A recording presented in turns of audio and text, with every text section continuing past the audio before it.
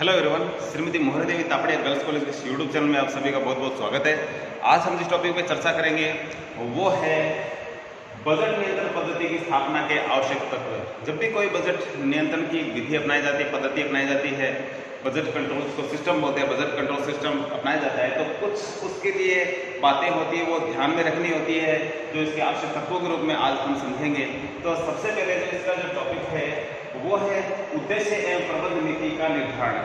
तो सबसे पहले जब भी कोई बजट नियंत्रण की पद्धति अपनाई जाती है तो उसमें जो संस्था के जितने भी कर्मचारी है, प्रबंधक है और अन्य सभी लोगों को उस जो उनका जो लक्ष्य रखा गया है, ठीक है, जिस चीज़ के लिए बजट बनाया गया है, जिस जो परियोजना को स्टार्ट किया गया उसका जो उद्देश्य है, प्रबंध नीति का निर्धारण आदि स्टार्टिंग में ही कर देना चाहिए, सभी को इस चीज़ से अवगत करवा देना चाहिए। तो उसके जो बजट उद्देश्य है वो जरूरी है सभी को बताना।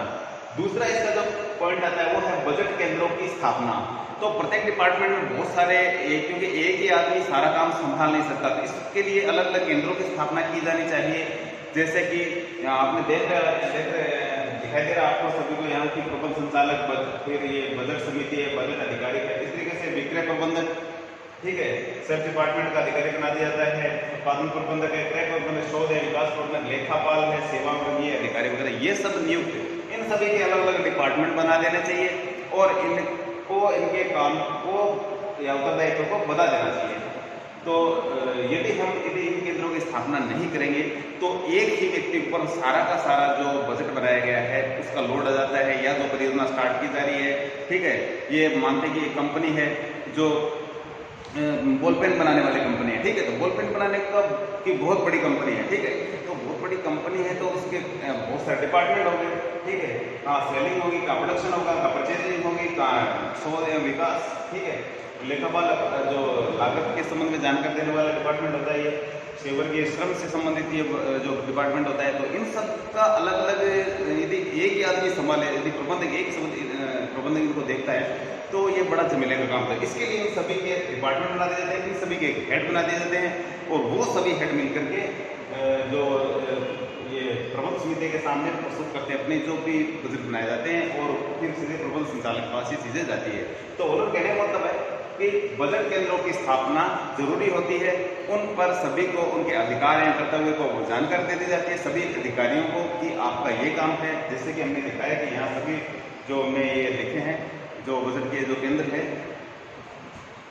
तो इस तरीके से नेक्स्ट पॉइंट पे चलते हैं, पर्याप्त लेखांकन अभिलेखों का समावेश। तो ये जरूरी है कि सभी जो डिपार्टमेंट है उनको जो लेखांकन जो अभिलेख होते हैं जितने भी, वो सारे के सारे पर्याप्त मात्रा में उपलब्ध करवा दिए जाए सभी को रिपोर्टेडली।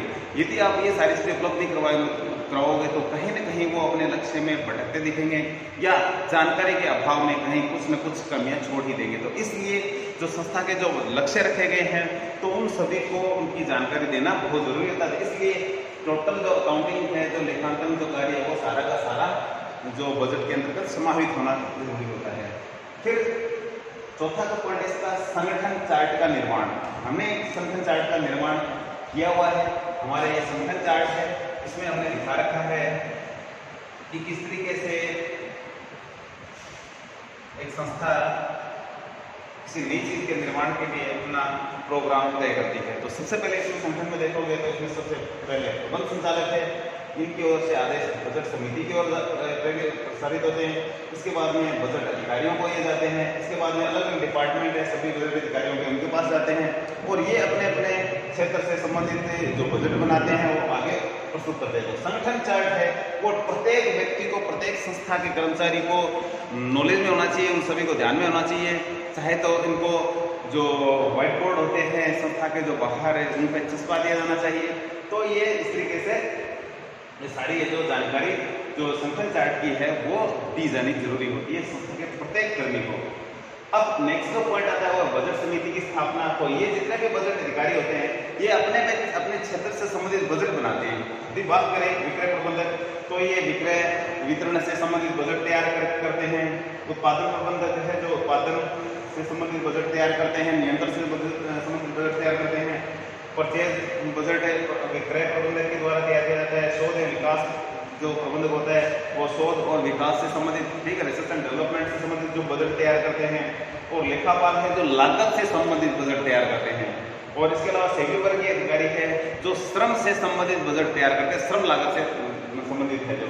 तो इस तरीके से सभी जो अधिकारी इनका अलग अलग बजट बनाने का प्रोग्राम होता है। ये सभी बजट बना करके किसको प्रस्तुत करते हैं? बजट समिति के सामने बजट प्रस्तुत करते हैं, ठीक है। तो बजट समिति की स्थापना इसीलिए की जाती है क्योंकि ये बजट सभी बना करके इसके पास आएंगे और बजट समिति ये तय करती है कि इनके बजट एक्सेप्टेबल है या नहीं है। यदि एक्सेप्टेबल है तो उनको ओके कर दिया जाता है, अदरवाइज एक्सेप्टेबल नहीं है, उसमें थोड़ी कमियां हैं तो उनके बारे में उनको जानकारी दी जाती है कि इन कमियों को सुधार करके आप दोबारा से बजट को दोबारा से रिव्यू करके इनको लेके आइए, दोबारा से बना करके। तो इस तरीके से बजट समिति की स्थापना का ये काम होता है।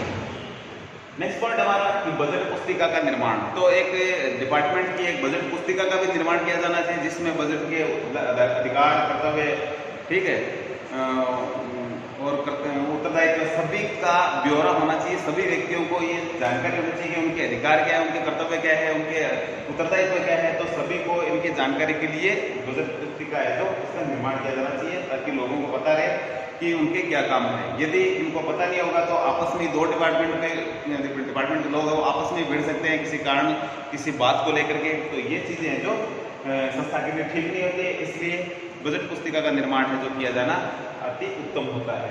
नेक्स्ट पॉइंट है प्रमुख कारक का निर्धारण। प्रमुख कारक के निर्धारण की बात करें तो प्रत्येक संस्था में कुछ प्रमुख कारक होते हैं ऐसे जो, जैसे कि मैं बात करूं कि सेल्स, ठीक है, और कच्चे माल की परचेजिंग है, ठीक है, और लेबर, ये कुछ एक कारक ऐसे होते हैं जिनके बगैर आपका जो प्रोडक्शन है, आपकी कंपनी है वो आगे नहीं बढ़ सकती। तो इन कारकों को क्या है अलग से ही तय कर लिया जाना चाहिए। इनमें किसी प्रकार की कोई कमी नहीं होनी चाहिए। यदि कच्चे माल की कोई समस्या आ गई तो आप काम नहीं कर पाओगे, यदि लेबर की समस्या आ गई तो आप नहीं काम कर पाओगे, यदि आपकी सेलिंग नहीं हो पा रही है अच्छे से तो भी आप कहीं ना कहीं अपने लक्ष्यों में प्राप्त नहीं कर पाओगे अपने लक्ष्यों को। तो इस तरीके से जो प्रमुख कारक है मुख्यतः है, ठीक है ना, यही है और इनको ध्यान में रखते हुए जो काम करने चाहिए। तो प्रमुख कारकों का क्या है, कोई भी जो संस्था है अपने जो बजट नियंत्रण के अंतर्गत, जो बजट नियंत्रण पद्धति के अंतर्गत है, तो ये चीजें अपने को ध्यान में रखनी होगी। उसके बाद में जो आता है वो है क्रियाशीलता स्तर का निर्धारण। बजट अलग अलग क्रियाशीलता लेवल पे बनाए जा सकते हैं।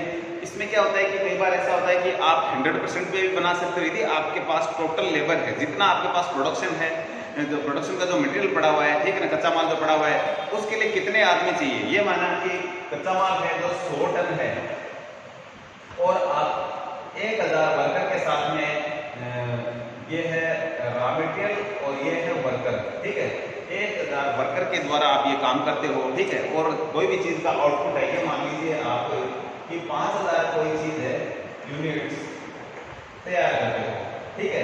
तो हमने माना कि ये कितना है 100% काम हो रहा है हमारा सारा का सारा। लेकिन इसमें क्या होता है, कई बार ऐसा होता है कि आपके पास कच्चा माल पूरा नहीं है, ठीक है, 100 टन नहीं है, ये माने कि आपके पास 90 टन है और आपके पास, तो इस तरीके से आप क्या करोगे, आपका जो बजट किस आधार पे बनेगा वो 90% लेवल पे बनेगा, ठीक है, नहीं कि 100% लेवल पे। यदि आपके पास रॉ मटेरियल तो पूरा है लेकिन लेबर 50%, ये मान लीजिए कि 500 लेबर है अभी, तो इसके आधार पे भी क्या है जो आपका बजट है, जो उसका परसेंटेज है, ठीक है, क्रियाशीलता का जो लेवल है वो 50% पे आ जाएगा। तो इस तरीके से यदि इनमें वर्कर में चेंज होता है, रॉ मटेरियल में कहीं ना कहीं कमी हो जाती है, तो इस तरीके से आपका जो बजट का जो क्रियाशीलता का लेवल है उसमें कहीं न कहीं आपको कमी दिखेगी, कमी करनी होगी। उसके आधार पे आपको क्या करना पड़ेगा, बजट का निर्माण करना पड़ेगा। तो इसलिए क्रियाशीलता के स्तर का निर्धारण भी करना जरूरी होता है। लोगों को ये पता होना चाहिए कि कितने आपके पास लेबर है, कितने आपके पास रॉ मटेरियल है, उसके अकॉर्डिंग आप काम कर पाओगे। नेक्स्ट जो हमारा पॉइंट है वो है बजट अवधि का निर्धारण। सभी लोगों को, सभी यानी कर्मचारियों को ये पता होना चाहिए कि हमारी ये निश्चित एक बजट अवधि है, यानी 1 वर्ष है। तो यदि 1 वर्ष की बात करते हैं, 1 वर्ष में अपना इतना काम होना चाहिए, इतने हमने जो लक्ष्य तय कर रखे, इतना हमें प्रॉफिट लेना है, इतने में सेल करनी है। तो सभी जो बजट है उनका एक टाइमिंग फिक्स होता है, वो सभी लोगों को प्रेषित किया जाना चाहिए और उनके अनुसार वो काम करने में उनको थोड़ा इजीनेस रहेगा, आसानी रहेगी। नेक्स्ट पॉइंट है अनुमान बजट तैयार करना। जितने भी बजट सब बन जाते हैं तो उसके बाद में एक जो फाइनल बजट बनता है उसको मास्टर बजट बोलते हैं।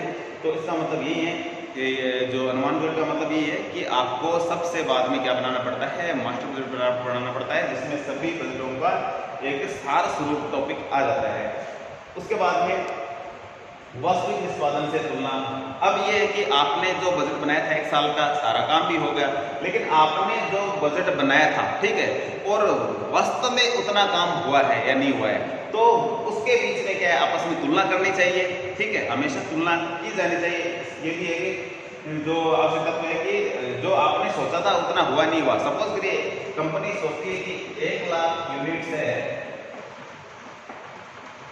सेल करने का उनका प्लान था 2000, चलो 2000 में, ठीक है, लेकिन एक्चुअल में वास्तव में जो सेलिंग हुई है वो हुई है 80,000 यूनिट्स की। तो इसका मतलब क्या हुआ है कि आपने जो लक्ष्य दिए थे वो 1 लाख यूनिट्स के थे और वास्तव में कितनी हुई है, वो 80,000 यूनिट्स का ही प्रोडक्शन हो पाया। तो इस तरीके से दोनों में तुलना की जानी चाहिए, ये जरूरी होता है। तो नेक्स्ट पॉइंट में बताते हैं कि क्यों जरूरी होता है बजट, फिर वास्तविक तुलना, उसके बाद में तुलना करने के बाद में बजट प्रतिवेदन तैयार करना, एक विवरण तैयार करना और प्रबंध समिति के सामने उसको प्रस्तुत किया जाता है। यदि आपने जो सोचा था वो नहीं मिला है, आपने सपोज कि आपने 1 लाख यूनिट्स का प्रोडक्शन सोचा था लेकिन 80,000 जो है, तो बजट में कुछ संशोधन की आवश्यकता होती है, कुछ चेंजेस करने होंगे हमें, जो कुछ कमियां हुई है बजट में, हमने जो सोचा था हमें वो नहीं मिला, तो उसके लिए क्या करना पड़ेगा, बजट में संशोधन करना पड़ेगा ताकि नेक्स्ट ईयर आप ऐसी कोई कमी नहीं करो। तो इस तरीके से हमने आज जो चीजें ये पढ़ी है, बजट निर्धारण की आवश्यक, बजट निर्धारण पद्धति की जो स्थापना के आवश्यक तत्व है वो, और इसमें कोई चीज़ नहीं समझ आई तो आप कॉल करके पूछ सकते हैं। तो आज के लिए इतना ही, मिलते हैं नेक्स्ट वीडियो में। तो अपने वीडियो को लाइक कीजिए, चैनल को लाइक कीजिए, शेयर कीजिए एंड सब्सक्राइब कीजिए। Thank you.